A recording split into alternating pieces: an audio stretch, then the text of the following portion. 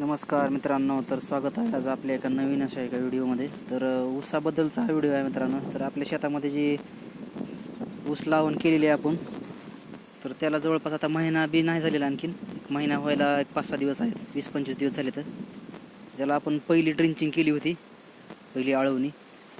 तर त्यावेळेस आपण काय केलं होतं, बुरशीनाशक वगैरे वापरलं होतं. बुरशीनाशक, रूट स्पेशल पांढऱ्या मुळ्या वाढण्यासाठी एक, आणि युरिया आणि ह्युमिक ॲसिड अशी फवारणी केली होती आपण ड्रिंचिंग ह्याच्या आपल्या फवाऱ्याद्वारे.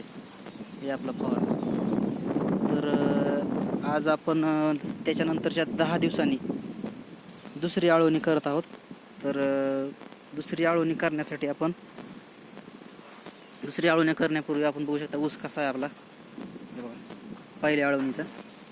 आता आज आपण दुसरी आळवणी करते. फवारा वगैरे आणलेला इथं. आता औषध बनवायचं आहे आपल्याला. तर काय काय आणलं तुम्हाला दाखवतो. 19-19 खत आहे. परत हे ॲग्रो बूस्टरचं हे खत आहे, तुम्हाला दाखवतो आहे बघा. मायक्रोन्यूट्रिएंटचं आहे हे बघा, मायक्रोन्यूट्रिएंट. दुसरा एक हा आपला खत आहे. तर ही अशी आपली ही दुसरी आळवणी आहे. आणि आणखीन एक हे दुसरं कुठलं तरी खत आहे. फंगीसाईड, बुरशीनाशक पण आहे, बघू शकताय. तर ही अशी आपली ही आळवणी आहे आज करत आहोत. तुम्हाला दाखवलंच आळवणीचा पण व्हिडिओ.